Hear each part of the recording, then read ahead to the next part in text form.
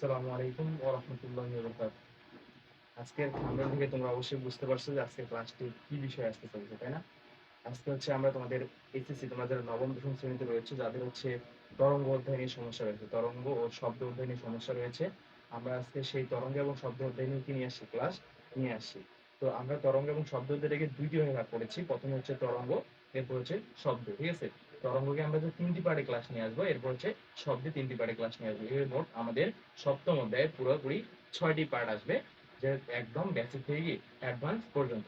তো চলো, আজকে হচ্ছে আমরা তরঙ্গর যে তিনটি পার্ট, তার মধ্যে প্রথম পার্ট আজকে আমাদের ক্লাস। তো প্রথম পার্টে আমরা যে 7টি বিষয় নিয়ে আলোচনা করবো, যে 7টি টপিক নিয়ে আলোচনা করবো, সেই 7টি টপিক সম্পর্কে আমরা একটু দেখে আসি।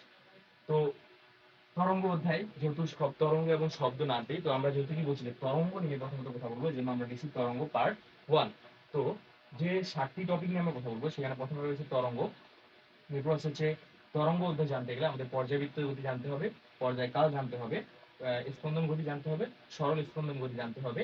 এরপর হচ্ছে সরল স্পন্দন গতির যে বৈশিষ্ট্য সেটা জানতে হবে। এবং হচ্ছে তরঙ্গ আবার হচ্ছে দুই প্রকার, একটা হচ্ছে যান্ত্রিক তরঙ্গ, এটা হচ্ছে কি তাড়িত চৌম্বক তরঙ্গ, সেটা জানতে হবে। আবার হচ্ছে তরঙ্গের বৈশিষ্ট্য নিয়ে আলোচনা করব। ওকে, চলো সর্বপ্রথম হচ্ছে তরঙ্গ নিয়ে আমরা একটু ধারণা দিই। তরঙ্গ বলতে আসলে কি বুঝি? আমরা আসলে তরঙ্গ কথাটি আমরা যারা হচ্ছে 9-10 এ পড়তেছি বা হচ্ছে এসএসসি তে হচ্ছে প্রিপারেশন বেসে আছে যারা বর্তমানে, তো আমরা কিন্তু তরঙ্গ কথাটি অনেকবার শুনেছি, ঠিক আছে? বা হচ্ছে তরঙ্গ কথাটা আমরা কোনোভাবেও অ্যানালাইসিস করতে পারতেছি। তরঙ্গ বলতে আমি যদি সহজ ভাষায় বলি, যে আমরা ছোটবেলায় অনেক সময় পুকুরে ঢিল মারতাম, মারতাম না? আচ্ছা, পুকুরে যখন ঢিল মারতাম তখন পানিগুলো কিছুটা ঢেউ সৃষ্টি হতো এরকম। তো এই যে ঢেউটা যে সৃষ্টি হচ্ছে, এটাকে বলা হয় কি, এটাকে কিন্তু বলা হবে তরঙ্গ।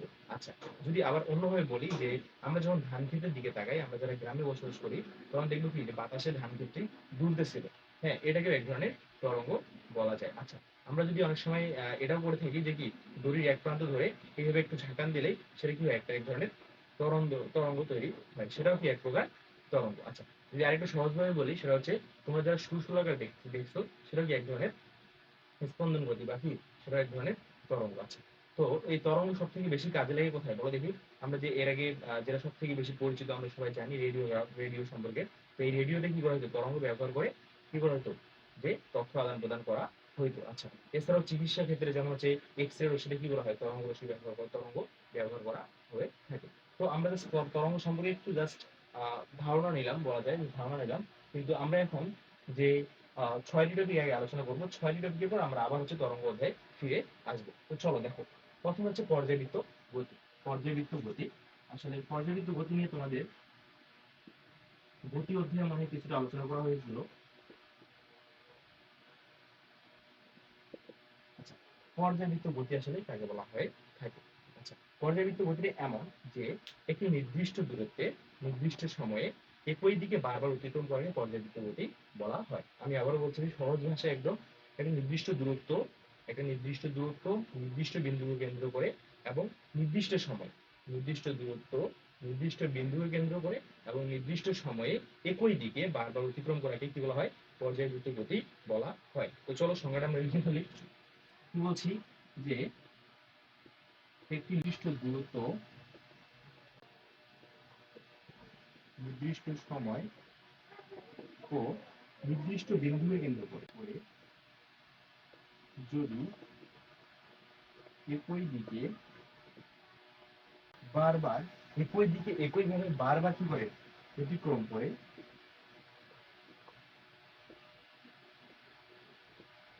তবে তাকে কি বলি, তবে তাকে আমরা কি বলি, পর্যাবৃত্ত গতি বলি। আবারও বলতেছি, একটা নির্দিষ্ট দূরত্বে নির্দিষ্ট সময়ে এবং কি নির্দিষ্ট বিন্দুকে কেন্দ্র করে একই দিকে একইভাবে বারবার মানে অতিক্রম করাকে কি বলা হয় থাকে, আমরা পর্যাবৃত্ত গতি বলি। তো চলো কিছু উদাহরণ দেখি আমরা। যেমন আমরা যদি দেখি ঘড়ি কাটার ক্ষেত্রে, যদি দেখি ঘড়ি অবশ্যই গোলাকার, তো সেখানে দুইটি কাটা থাকে, একটা হচ্ছে ছোট, একটা হচ্ছে কি বড়, তাই না? আচ্ছা, তো দেখো তো, এই যে তারা কি করতেছে, একটা নির্দিষ্ট দূরত্বে আছে না, আছে। আচ্ছা, তারা কি করে, 1 সেকেন্ড পর পর 1 সেকেন্ড পর পর এই যে বড় কাঁটাটা সেটা ঘুরে আবার তার কি একই অবস্থানে ফিরে আসে, একটা নির্দিষ্ট বিন্দুকে কেন্দ্র করে। এটা একটা কি বলবো আমরা, পর্যাবৃত্ত গতি। আচ্ছা, এরপর যদি আমরা কিছু দেখি, যেমন সুরশোলাকার গতি, তোমরা সম্পর্কে নাম শুনছো, যেটা এই যে মনে করো আমি একটা দড়ির মধ্যে একটা সুতা দিয়ে একটা হচ্ছে বস্তু, ভারী বস্তু আমি কি করলাম, ঝুলাই দিলাম, ঠিক আছে? দেওয়ার পর কি বললাম, এই ঝুলানো বস্তুটাকে আমি এদিকে টেনে হচ্ছে ছেড়ে দিলাম, তখন বস্তুটি কি হবে, প্রথমে তার যে অবস্থান ছিল সেখানে আসবে, আর সে আবার এদিকে আসবে, সামনের দিকে আসবে, আবার সে এখানে যাবে, মাঝখানে যাবে, আবার পিছনের দিকে যাবে। অর্থাৎ কি, যে তার একটা নির্দিষ্ট দূরত্ব, এই যে একটা নির্দিষ্ট দূরত্ব, এবং নির্দিষ্ট একটা বিন্দু, এই যে আমরা নির্দিষ্ট বিন্দু কি কেন্দ্র করে কি করতেছে সে, একটা নির্দিষ্ট সময়, ধরো 1 সেকেন্ড বা 2 সেকেন্ড, ধরো 2 সেকেন্ডে সে কি করতেছে, একই দিকে একইভাবে বারবার অতিক্রম করতেছে। এটাকে আমরা কি বলবো, পর্যাবৃত্ত গতি বলবো। আচ্ছা, পর্যাবৃত্ত নিয়ে আমরা কথা বললাম, এরপর দেখি পর্যায় কাল। হ্যাঁ, পর্যায়কাল নিয়ে আসো না, 3 নম্বর পয়েন্ট, সেটা হচ্ছে পর্যায়কাল। পর্যায়কাল কি বলছে, পর্যায়কাল দেখো, যে পর্যাবৃত্ত গতি দিয়ে আমরা একটু জানলাম যে একটা নির্দিষ্ট বিন্দুতে একটা নির্দিষ্ট সময় এবং একটা কি নির্দিষ্ট বিন্দু হচ্ছে দূরত্বে কি করে, সে একই দিকে বারবার অতিক্রম করে, একে আমরা কি বলি, পর্যাবৃত্ত গতি বলে। আছে পর্যায়কাল কি বলা হয়, যে একটা কোনো বস্তু যদি একটা পর্যায়ে সম্পূর্ণ একটা পর্যায়ে মানে একটা পর্যায়ে সম্পূর্ণ করতে যে পরিমাণে সময় নেয় তাকে বলা হয় পর্যায়কাল। আচ্ছা, আমি যদি আবারও বলি যে কেমন, যে একটি বস্তু সম্পূর্ণ একটা পর্যায়ে সম্পূর্ণ এটা একটা পর্যায়ে সম্পূর্ণ করতে যে সময় নেয়, একটি বস্তু এখানে লিখি কোনো বস্তু, কোনো বস্তু, তাকে বলা হয় কি, আমরা তাকে বলবো, দেখো তাকে বলবো কি, পর্যায়কাল। কি বলছি, যে কোনো বস্তু একটি পর্যায় সম্পূর্ণ করতে যে সময় লাগে তাকে আমরা বলবো পর্যায়কাল। আচ্ছা, এই পর্যায়কালকে টি দ্বারা প্রকাশ করা হয়, একে প্রকাশ করা হয় বড় হাতের টি দ্বারা। আচ্ছা, একে বড় হাতের টি দ্বারা কি করা হয়, প্রকাশ করা হয়। দেখো কি হবে, এই যে ঘড়ি নিয়ে যে একটু আগে উদাহরণটা দিলাম, তার যে দুটি কাটা, বড় কাটাটি কি করে, এই যে মাঝখানে একটা নির্দিষ্ট বিন্দু থেকে কি করে, বড় কাটাটি কি করে, যে প্রতি 1 সেকেন্ড পর পর 1 সেকেন্ড পর পর এইভাবে সে 60 সেকেন্ডে সে আর কি করে, সে আবার নিজের, অর্থাৎ একবার ঘুরে আবার নিজের আগের অবস্থানে ফিরে আসে। এই যে পুরো একবার ঘুরে আবার নিজের আগের অবস্থানে ফিরে আসে, অর্থাৎ একটা পর্যায়ে যে সম্পূর্ণ করলো, এটাকে বলবো আমরা কি কাল, পর্যায় কাল। ওকে, বোঝা গেছে পর্যায় কাল। ওকে, আমার মনে হয় পর্যায়কালটা তোমরা বুঝছো। এবার আমরা স্পন্দন গতিতে যাবো, ঠিক আছে। পর্যাবৃত্ত এবং পর্যাবৃত্ত কাল যদি একটু হালকা পাতলা ধারণাও থাকে, তাহলে আমরা হচ্ছে স্পন্দন গতিতে যাইতে পারি। চলো এবার স্পন্দন গতি নিয়ে কথা হচ্ছে। পর্যায়কাল আমরা জানলাম পর্যাবৃত্ত জানলাম, পর্যায়কাল জানলাম, এবার হচ্ছে স্পন্দন গতি। আচ্ছা, তার আগে একটু জানি বললি, একটা জাস্ট কথা বলে নি, সেটা হচ্ছে কি, যে কথা হচ্ছে এমন, যে স্পন্দন গতিও এক ধরনের পর্যাবৃত্ত গতি। আচ্ছা, কিভাবে স্পন্দন গতি এক ধরনের পর্যাবৃত্ত গতি হয় সেটাই এখন বলতেছি। তার আগে স্পন্দন গতির সংজ্ঞাটা লিখি। কি বললাম, স্পন্দন গতি, তাই না?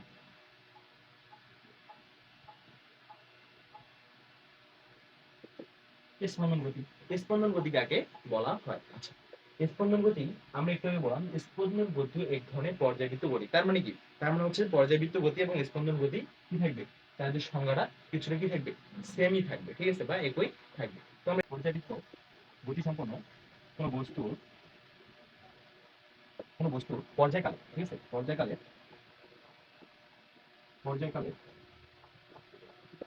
অর্ধেক সময়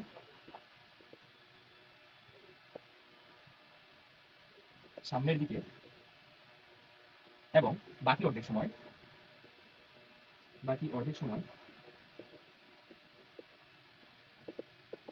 বিপরীত দিকে, কি বলছি, পর্যাবৃত্ত গতি সম্পন্ন, পর্যাবৃত্ত গতি কোনো বস্তুর পর্যাবৃত্ত গতি সম্পন্ন হবে, সরি, পর্যাবৃত্ত গতি সম্পন্ন কোনো বস্তুর পর্যায়কালে অর্ধেক সময় কি সামনের দিকে এবং বাকি অর্ধেক সময় বিপরীত দিকে অতিক্রম করে, তাকে কি বলা হয়, স্পন্দন গতি। আমরা কি বলছি একটু আগে, যে স্পন্দন গতি এক ধরনের পর্যাবৃত্ত গতি। আবার কি বললাম, যে পর্যাবৃত্ত গতি সম্পন্ন কোনো বস্তুর পর্যায়কালের অর্ধেক সময় সামনের দিকে এবং বাকি অর্ধেক সময় পিছনের দিকে অতিক্রম করাকে কি বলা হয়, স্পন্দন গতি বলা হয়। দেখো একটু আগে আমি উদাহরণ দিলাম, একটা সুতা দিয়ে একটা বস্তুকে আমি এখানে কি বস্তু বেঁধে রাখছি। আচ্ছা, ধরলাম এটা 2 সেকেন্ডে কি করে একটা পর্যায় সম্পূর্ণ করবো, কয় সেকেন্ডে, 2 সেকেন্ডে। ওকে, তো এটাকে আমি টেনে পিছনের দিকে টেনে ছেড়ে দিলাম, তো এটা কি করবো, সামনের দিকে অগ্রসর হলো, দেখো কি করছে, প্রথমে সামনের দিকে অগ্রসর হয়েছে, এটা ধরলাম 1 সেকেন্ডে সামনের দিকে আসে, 1 সেকেন্ডে সামনের দিকে আসে, আবার সে করছে, আবার পিছনের দিকে ব্যাক করে মাঝখান থেকে আবার পিছনের দিকে কি করছে, পরবর্তী 1 সেকেন্ডে সে কোন দিকে গেছে, পিছনের দিকে গেছে। অর্থাৎ কি দেখো কি করছে যে একটা, যদিও সে একটা পর্যায় সম্পূর্ণ করছে, কিন্তু কি করছে যে তার একটা পর্যায়কালের অর্ধেক সময় সামনের দিকে, বাকি অর্ধেক সময় পেছনের দিকে। পর্যায়কালের অর্ধেক সময় সামনের দিকে, বাকি অর্ধেক সময় কোন দিকে, পেছনের দিকে। আমি আরেকটু চিত্র করে বোঝাই। দেখো বাকি অর্ধেক সময় পেছনের দিকে, বাকি অর্ধেক সময় কোন দিকে, সামনের দিকে অগ্রসর হচ্ছে। তাহলে এটাকে আমরা কি বলবো, এই ধরনের স্পন্দন গতি বলবো। ওকে, আমার মনে হয় স্পন্দন গতি সম্পর্কে আর তেমন কিছু হচ্ছে নাই যেটা তোমরা হচ্ছে বুঝো নাই। ঠিক আছে, তো চলো এরপর হচ্ছে আমরা সরল স্পন্দন গতি। সরল স্পন্দন গতি দেখো, অর্থাৎ এখানে সরল রৈখিক স্পন্দন গতি হবে, এখানে সরল স্পন্দন গতি হয়ে গেছে। দেখো আমরা দেখি সরল রৈখিক স্পন্দন গতি। সরলরৈখিক স্পন্দন গতি কাকে বলা হয়? আচ্ছা, সরলরৈখিক স্পন্দন পর্যায়বৃত্ত গতি সম্পন্ন। কি লিখবো প্রশ্নটা আমি বলছি, পর্যায়বৃত্ত গতি সম্পন্ন, পর্যায়বৃত্ত গতি সম্পন্ন কণার, পর্যায়বৃত্ত গতি সম্পন্ন কণার গতিপথ যদি কি হয়, সরল রেখিক হয়। আবার বলছি দেখো, পর্যায়বৃত্ত পর্যায়বৃত্ত গতি সম্পন্ন কণার গতিপথ যদি কি হয়, সরলরৈখিক হয়। যদি সরলরৈখিক হয় তাহলে কি তাকে আমরা সরলরৈখিক স্পন্দন গতি বলবো? না, এখানে আরো কিছু শর্ত আছে। যেমন যেমন দেখো, পর্যাবৃত্ত গতি সম্পন্ন কণার গতিপথ যদি সরলরৈখিক হয় এবং এবং কি তাতে একটা ত্বরণ থাকবে। আমি কিভাবে বুঝাচ্ছি তার সমান আগে লিখো। ত্বরণ ত্বরণ সরণের সমানুপাতিক হয়, সরণের সমানুপাতিক হয় এবং আবার এবং বলছি যে যদি গতিপথ সরলরৈখিক হয় এবং ত্বরণ সরণের সমানুপাতিক হয় এবং তার যে দিক থাকবে, এই দিক যদি সাম্য অবস্থার দিকে হয়, সাম্য অবস্থার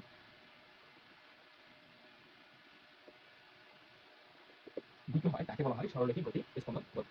স্পন্দন মানে কি, স্পন্দিত হবে, তাই না? একটা বস্তু এই যে এইভাবে স্পন্দিত হবে বা হচ্ছে এইভাবে। ওকে, আচ্ছা, তো কি বললাম, সরলরৈখিক স্পন্দন গতি পর্যায়বৃত্ত গতি সম্পন্ন কণার গতিপথ যদি সরলরৈখিক হয়। কি বলছে, গতিপথ যদি সরলরৈখিক হয় এবং ত্বরণ সরণের সমানুপাতিক হয় এবং দিক সাম্যাবস্থার দিকে হয়, তাহলে তাকে কি বলবো আমরা, সরল স্পন্দন গতি বলবো। দেখো কি হবে, আমি একটু উদাহরণ দিই।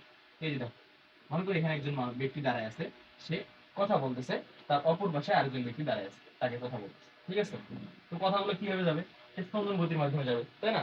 কথাগুলো কি একটা মাধ্যমের দ্বারা কি স্পন্দিত ভাবে হয়ে তার কাছে পৌঁছাবে। তো দেখো কিভাবে পৌঁছাচ্ছে কথাগুলো।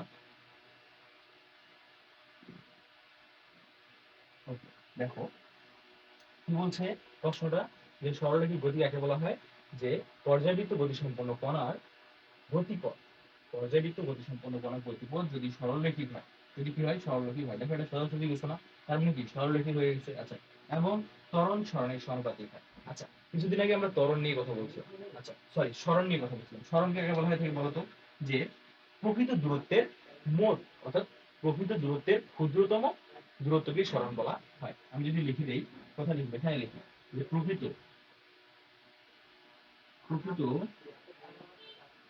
দূরত্বের ক্ষুদ্রতম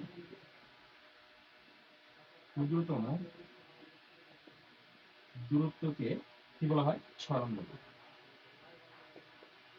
সরণ বলে। কি বলছি, যে প্রকৃত দূরত্বের ক্ষুদ্রতম দূরত্বকে বলা হয় সরণ। আচ্ছা দেখো, প্রকৃত দূরত্ব কি, এইভাবে স্পন্দন গতিটা গেছে, যায় একদম এইভাবে পর্যন্ত আসছে, তার মানে কি এটা তার প্রকৃত দূরত্ব। তাহলে আমরা সরণ একটা কাল্পনিক রেখা রাখি, সোজা বরাবর একটা কাল্পনিক রেখা রাখি দিলাম, এটা কি বলা হয়, প্রকৃত দূরত্বের কি, তার হচ্ছে সরণ। আচ্ছা, কি বলছে, যে ত্বরণ যদি হচ্ছে কি হয়, ত্বরণ কি হতে হবে, সরণের সমানুপাতিক। দেখো ত্বরণে কি সোজাসুজি এই সরণের সমানুপাতিক হয়েছে। ওকে, এরপর কি বলছে দেখো তো, যে দিক সাম্য অবস্থার দিকে হয়। আচ্ছা, সাম্য অবস্থা কোন দিকে, এদিকে হচ্ছে, কারণ তারা একে অপরের মুখোমুখি হয়ে কথা বলতেছে, তাই না, সামনের দিকে, তার মানে এদিকে। তার মানে কি সাম্য অবস্থার দিকেই দিকটা হচ্ছে, অর্থাৎ ত্বরণটা কি আছে, সামনের দিকেই যাচ্ছে। একে আমরা কি বলবো, সরল রৈখিক স্পন্দন গতি বলবো। একে আমরা কি বলবো, সরল রৈখিক স্পন্দন গতি বলবো। ওকে, এবার দেখো 5 নাম্বার টপিক সরলরৈখিক স্পন্দন গতির বৈশিষ্ট্য, সরি 6 নাম্বার টপিক সরলরৈখিক স্পন্দন গতির বৈশিষ্ট্য। চলো এবার একটু বৈশিষ্ট্যগুলো দেখে নিই। ওকে, আসো দেখো কি বলছি, সরলরৈখিক স্পন্দন গতির বৈশিষ্ট্য। আমরা এই উদাহরণটা থেকে একটু আগে যে উদাহরণটা দিলাম, এখান থেকে আমি বৈশিষ্ট্যটা লিখবো। প্রথমে এটা কি সরলরৈখিক, তার মানে কি এটা একটা সরলরৈখিক গতি। ওকে, প্রথম আমরা পয়েন্ট লিখবো সরল রৈখিক, সরলরৈখিক গতি। আচ্ছা, দ্বিতীয় নম্বর পয়েন্টে আসো। দেখো দ্বিতীয় নম্বর পয়েন্টে আমরা একটু আগে কি বললাম যে আহ, এটা একটা কি গতি, স্পন্দন গতি। যেহেতু সরলরৈখিক স্পন্দন গতি নিয়ে কথা বলতেছি, এই যে স্পন্দন, তার মানে কি এটা একটা স্পন্দন। ওকে, লিখলাম স্পন্দন গতি। স্পন্দন গতি দুইটা বৈশিষ্ট্য কিন্তু হয়ে গেল। তিন নম্বর বৈশিষ্ট্যটা দেখো। আচ্ছা, স্পন্দন গতি হলো। আচ্ছা, এরপর দেখো এই স্পন্দন গতিকে একটু আমরা কি বললাম যে স্পন্দন গতিকে কি বলা হয়, পর্যায়বৃত্ত গতিও বলা হয়। আমি এটাকে আমরা লিখতে পারি এটা একটা পর্যায়বৃত্ত গতি। পর্যায়বৃত্ত পর্যায়বৃত্ত গতি। ওকে, হয়ে গেল। 4 নাম্বার দেখো তো আমরা কি বললাম যে ত্বরণ সরণের কি সমানুপাতিক, তাই না? ত্বরণ সরণের সমানুপাতিক, এটা একটা তার বৈশিষ্ট্য। ত্বরণ কি সরণের সমানুপাতিক। ত্বরণ সরণের সমানুপাতিক। সমানুপাতিক। ওকে, ত্বরণ সরণের কি সমানুপাতিক। ওকে, এরপর একটা কি বললাম যে সাম্য অবস্থার দিক কোন দিকে হয়, সাম্য অবস্থার দিকে হয়। ওকে, 5 নাম্বার পয়েন্ট দেখো, দিক সাম্য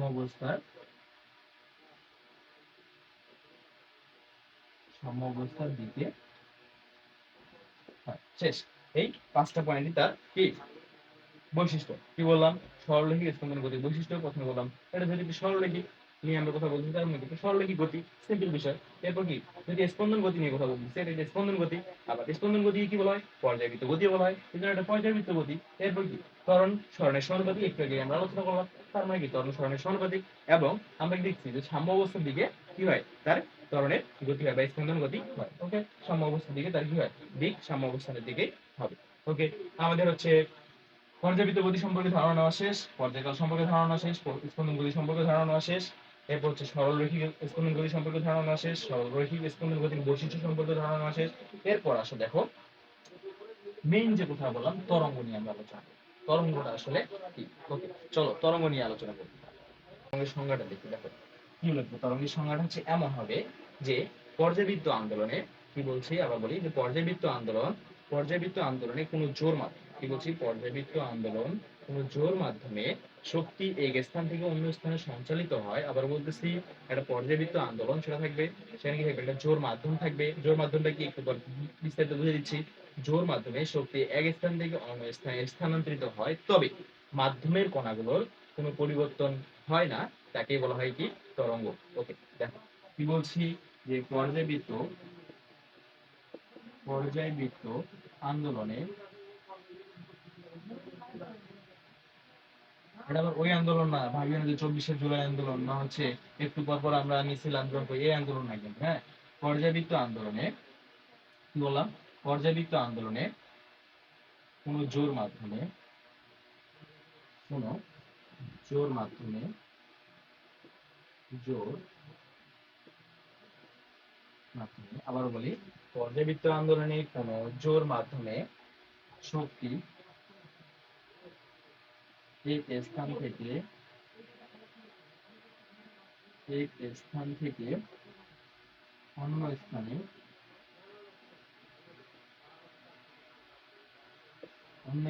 সঞ্চালিত হয়,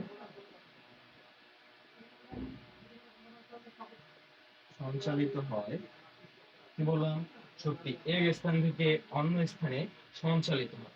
ওকে, সঞ্চালিত হয়, কিন্তু কি হয় না, মাধ্যমের কণাগুলোর কোনো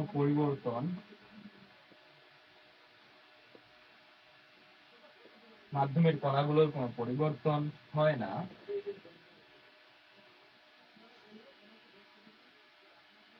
তাকে তরঙ্গ বলে। এখন দেখো কিভাবে ভাই বুঝাই দেন, অবশ্যই বুঝিয়ে দেবো।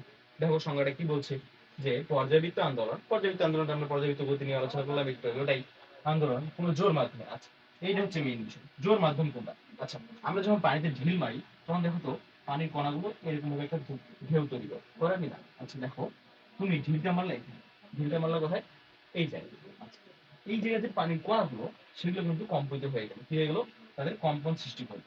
এবং এর তার পাশের যে কণাগুলো রয়েছে সে এই পানির কণাগুলো তার পাশের কণাগুলো কি করলো, কম্পিত করলো। আবার কি করলো, এই পাশের কণাগুলো তার পাশের কণাগুলো কম্পিত করলো। এই পাশের কণাগুলো এইভাবে এইভাবে একে একে অপরকে কি করে কম্পিত করতেছে। এই যে সে কিন্তু একাই কম্পিত হচ্ছে না, সেই করতেছে তার পাশে আরেকজনকে কম্পিত করতেছে। এই যে এক জোড়া তৈরি হচ্ছে, এখানে এটাকে বলা হয় জোর মাধ্যম। ঠিক আছে। আচ্ছা, জোর মাধ্যমে শক্তি এক স্থান থেকে, শক্তি কি, এখানে তুমি হচ্ছে যে ঢেউটা দিলা, এই ঢেউয়ের যে শক্তিটা সেটা এক স্থান থেকে অন্য স্থানে, অর্থাৎ এখান থেকে হ্যাঁ অন্য স্থানে কি হলো, সঞ্চালিত হলো। আচ্ছা, তারপর কি বলবো, সঞ্চালিত হয়, কিন্তু মাধ্যমের কণাগুলো কোনো পরিবর্তন হয় না। হ্যাঁ, এখানকার মাধ্যমে যে কণা, অর্থাৎ মাধ্যমে যে কণাগুলো রয়েছে পানি কণাগুলো, সেগুলো কিন্তু কি পরিবর্তন হয় না। আচ্ছা, আমি যদি আরেকটু ভালোভাবে বুঝাই দিই তোমাকে, ধান গাছ দেখছো। আচ্ছা, ধান গাছে যখন দোল লাগে বা হচ্ছে কোনো হচ্ছে যেমন হচ্ছে বিশাল এলাকা জুড়ে যখন হচ্ছে ঘাস লাগানো হয় বা হচ্ছে কি ভুট্টার গাছ লাগানো হয় বা ধান গাছ লাগানো হয়, তখন কিন্তু কি হয়, একটা ঢেউ সৃষ্টি হয়। ঠিক আছে, এই যে এরকম একটা ঢেউ সৃষ্টি হয়। তো দেখো কি করে, ভুট্টার গাছগুলো তাদের ধান গাছগুলো তাদের জায়গায় অবস্থান করে, শীষগুলো তাদের জায়গায় অবস্থান করে, জাস্ট কি হয়, বাতাসের মাধ্যমে সেই ঢেউটা কি হয়, স্থানিত হয় এবং কি ধানের শীষগুলো কম্পিত হয়ে সেই ঢেউটা তৈরি করে। কিন্তু কি ধানের শীষগুলো কি এক জায়গা থেকে অন্য জায়গায় যায়, কখনোই যায়। এই এটাকেই বলে কি, যে মাধ্যমের কণার পরিবর্তন হয় না, না করে যে তরঙ্গ হয় সেটাকে বলা হয় আমরা, সরি, যে কম্পিত হয় সেটাকে আমরা কি বলি, তরঙ্গ বলি। ওকে, তরঙ্গ নিয়ে আলোচনা করা শেষ, এতটুকুই ছিল, যেহেতু আজকে বেসিক পার্ট একদমই। কালকে আমরা আরো বিশেষ কিছু বিষয় নিয়ে আসবো যেগুলো দিয়ে কি এই অধ্যায়ে ম্যাথে কাজে লাগে, হ্যাঁ, এবং সংজ্ঞা নিয়ে আসবো। তো তরঙ্গের যে বৈশিষ্ট্য তারা একটু বলে দিই, সরি, তরঙ্গ হচ্ছে দুই প্রকার। তরঙ্গ কয় প্রকার, তরঙ্গ হচ্ছে দুই প্রকার, একটা হচ্ছে যান্ত্রিক তরঙ্গ, একটা হচ্ছে তাড়িত চৌম্বক তরঙ্গ। যান্ত্রিক তরঙ্গ কোনগুলো, এই যে জোর মাধ্যমে আন্দোলনের মাধ্যমে, অর্থাৎ আন্দোলনের মাধ্যমে জোর মাধ্যমে যে কি হয়, যে শক্তি স্থানান্তরিত হচ্ছে। অর্থাৎ যদি আমি বলি যে যান্ত্রিক তরঙ্গ কাকে বলে, তোমরা জাস্ট কি করবা, যে আন্দোলনে কোন জোর মাধ্যমে শক্তি এক স্থান থেকে অন্য স্থানে সঞ্চালিত হয়, হ্যাঁ, সঞ্চালিত হওয়াকে কি বলা হয়, যান্ত্রিক, সঞ্চালিত হওয়াকে যান্ত্রিক শক্তি তরঙ্গ বলে। ব্যাস এটুকুই লিখবা, ঠিক আছে, এটুকু লিখি শেষ। তো বুঝছো, কিন্তু তারিত চৌম্বক তরঙ্গ কি হয় বোঝাবো, তাই না? আচ্ছা, তোমরা জানো যে পৃথিবী থেকে সূর্য অনেক দূরে, কোটি কোটি গুণ দূরে, তাই না? এখন কথা হচ্ছে যে সূর্য থেকে হচ্ছে যেহেতু পৃথিবীতে আলো আসে কিভাবে, তাই তো, এটা তো মাধ্যম লাগবে আলো আসতে, তাই না? আচ্ছা দেখো, ধরো এটা আমাদের পৃথিবী, হ্যাঁ, এটা আমাদের পৃথিবী, আর আর এটা হচ্ছে আমাদের সূর্য মামা, সান। হ্যাঁ, এখন আমরা জানি পৃথিবী থেকে 550 ফুট, 550 ফুট, 550 ফুট উপর পর্যন্ত বায়ু মণ্ডল। পৃথিবী থেকে 550 ফুট উপর পর্যন্ত কি বায়ুমণ্ডল। এরপর আর এই যে দূরত্বটা, এই দূরত্ব কি নাই, বায়ুমণ্ডল নাই। ঠিক আছে, তাহলে আমি আবার বলতেছি, জাস্ট পৃথিবী থেকে 50 সেন্টিমিটার উপরে, 550 ফুট উপরে বায়ুমণ্ডল, আর ওইদিকে বায়ুমণ্ডল নাই। তাহলে কথা হচ্ছে এখানে বায়ুমণ্ডল আছে, এখানে ধরলাম যে একটা আমরা জানি যে তরঙ্গ একটা মাধ্যমের মাধ্যমে আসে, তো এখানে নয় বায়ুর মাধ্যমে আমাদের মাধ্যমে আসে ধরলাম। কিন্তু এই যে বায়ু যে যেটা হচ্ছে আকাশ, অর্থাৎ আমরা যেটাকে আকাশ বলি বা হচ্ছে কি বলি, শূন্য মাধ্যম বলি, এটা কিন্তু আর হচ্ছে তোমার বায়ুমণ্ডল নাই। তাহলে এখান থেকে এই সূর্য থেকে পৃথিবী পর্যন্ত আমাদের আলোটা আসে কিভাবে, প্রশ্নটা এখানে হয় না? অবশ্যই, এই যে তখন আমরা ব্যবহার করি এই তাড়িত চৌম্বক তরঙ্গ, তাড়িত চৌম্বক তরঙ্গ। অর্থাৎ তুমি সংজ্ঞা লিখতে পারো, যেই তরঙ্গ প্রবাহের জন্য কোনো মাধ্যমের প্রয়োজন হয় না তাকে তাড়িত চৌম্বক তরঙ্গ বলে। আবার বলছি, যে তরঙ্গ প্রবাহের মাধ্যমে বা প্রবাহের জন্য কি হয় না, কোনো মাধ্যমের প্রয়োজন হয় না, তাকে বলা হয় তাড়িত চৌম্বক তরঙ্গ। তাহলে কি সূর্য থেকে সরাসরি পৃথিবীতে আলো আসে কিসের মাধ্যমে, তাড়িত চৌম্বকের মাধ্যমে। তো আজকে আমাদের বেসিক পার্ট এতটুকুই ছিল, হ্যাঁ। আমরা, ও আচ্ছা, আরেকটা বিষয় আছে, সেটা হচ্ছে 7 নম্বর তরঙ্গের বৈশিষ্ট্য। এটা তোমাদের বইয়ে খুব ভালোভাবে দেওয়া আছে, তোমরা বইয়ে থেকে এটা কি করবা, সুন্দরভাবে পড়ে নিও, ঠিক আছে? তো এতটুকুই ছিল তোমাদের হচ্ছে, আমরা 7টা টপিক নিয়ে কথা বললাম। তরঙ্গ, পর্যায়বৃত্ত গতি, পর্যায়কাল, স্পন্দন গতি, সরলরৈখিক স্পন্দন গতি, সরলরৈখিক স্পন্দন গতির বৈশিষ্ট্য, তরঙ্গ দুই প্রকার, যান্ত্রিক তরঙ্গ এবং তাড়িত চৌম্বক তরঙ্গ, এবং তরঙ্গের বৈশিষ্ট্য। তো এখন পর্যন্ত তোমরা যারা ক্লাসটি দেখেছো, আমাদের সাথে ছিলা, ক্লাসটি ভালো লাগলে অবশ্যই কি করবা, লাইক শেয়ার কমেন্ট করবে, এবং অবশ্যই সাবস্ক্রাইব করতে ভুলবা না, হ্যাঁ, এবং ফেসবুক থেকে দেখলে কি করবা, অবশ্যই ফলো দিতে ভুলবা না। তো ভালো থেকো, সুস্থ থেকো, টাটা, আসসালামু আলাইকুম ওয়া রাহমাতুল্লাহি ওয়া বারাকাতুহু।